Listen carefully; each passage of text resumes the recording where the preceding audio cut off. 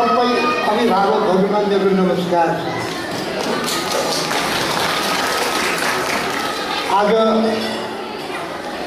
हाम्रा साना साना भाइ बहिनीहरू उहाँहरूले वर्ष दिनभरिमा गर्नुभएका राम्रा कामहरू, मेहनतहरू,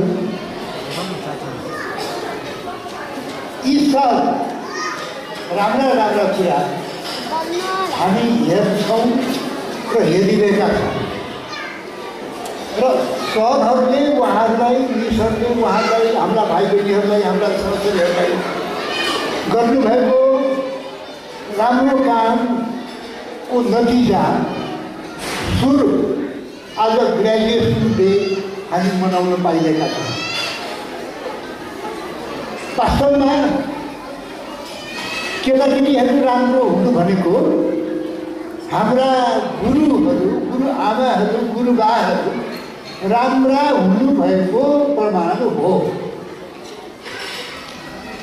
गुरुआमा गुरुबा राम्रा भएनन् भने हाम्रा छोराछोरीहरू राम्रा हुँदैन। उहाँहरू राम्रो भएकै हुनाले मात्रै हाम्रा छोराछोरीहरू राम्रा हुन्छ। हाम्रो देशमा वैद्यहरू, डाक्टरहरू साह्रै जनताको स्वास्थ्यको विषयमा चिन्ता लिनुहुन्छ भने हाम्रो देशमा धेरै बिरामी मान्छेहरू हुँदैन।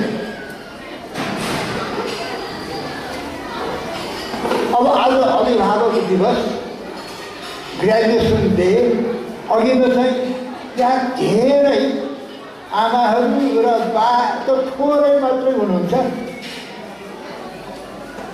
मैले त के सम्झेको थिएँ भने अब ग्रेजुएसन डेमा प्यारेन्ट्सलाई बोलाउँदाखेरि एकजनालाई मात्रै बोलाएको हुनाले मलाई अलिकति कस्तो लाग्यो।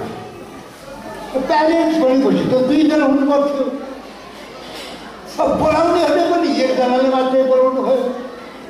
अनि यहाँ आइदिनु भएको मात्र जतिसम्म धेरै चाहिँ आमाहरू मात्रै, बाहरू हुनुहुन्न।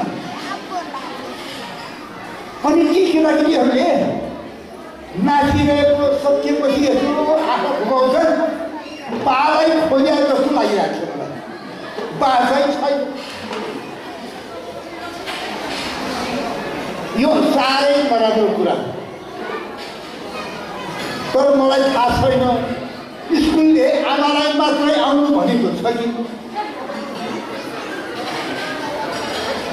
आमा बा दुवै आउनु पर्थ्यो मेरो विचारमा।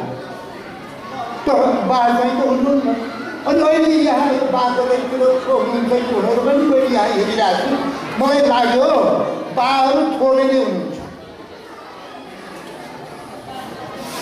अब मेरो विचारमा यदि मैले प्रार्थना गरेँ भने, अनुरोध गरेँ भने अर्को वर्षमा बा र आमा दुवै नै उत्तिकै सङ्ख्यामा तपाईँहरू उपस्थित हुनुहुनेछ।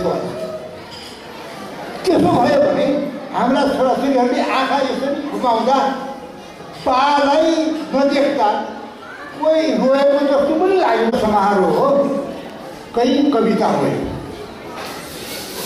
सबैलाई राम्रो कुरा मनपर्छ। राम्रो कुरा मनपर्ने भएको हुनाले राम्रो कुराको निमित्त एउटा कविता छ। यो कविता भाइ बहिनीहरूको कविता हो। यो गीत हो, तर गीत चाहिँ म गाउन जान्छु। मलाई गीत गाउन आउँदैन, खालि कविता पाठ गर्छु। रातको भालेको रातै सिउर। अनि सानो नानीले भन्छ भालेलाई देख्यो नि त रातो सिउर छ। रातो भालेको रातै सिउर, मेरो खोइ त रातो सिउर। अब सानो नानीलाई आज यी भाइ बहिनीहरूले टाउकोमा के राखिराखेको? यो भालेको सिउर त होइन। रातो भालेको रातै सिउर, मेरो खोइ त रातो सिउर। भालेसित मागु रातो सिउर, मुन्टो हल्लाएर भन्यो भालेले दिन्न दिन्न मेरो रातो सिउरा। अहिले यी भाइ बहिनीहरूसँग तपाईँको त्यो मलाई दिनुहोस् भन्यो भने उहाँले दिनु होला त? दिनुहुन्न। उहाँहरूले वर्षभरि पढिसकेपछि जहाँ दिनुभयो त्यसपछि पाएको हो।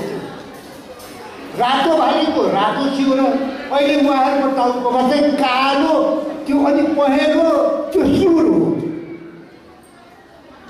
नौरङ्गी मयूरको निलो सिउर मेरो खोइ त निलो सिउर।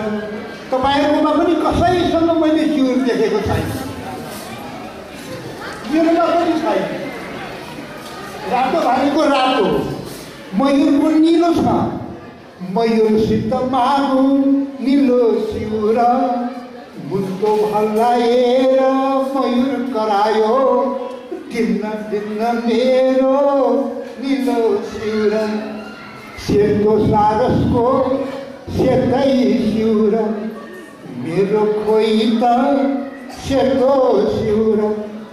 सारससित मागु सेतो सिउर, मुन्टो हल्लाएर सारस भन्यो सारसले दिन्न दिन्न मेरो सेतो सिउर।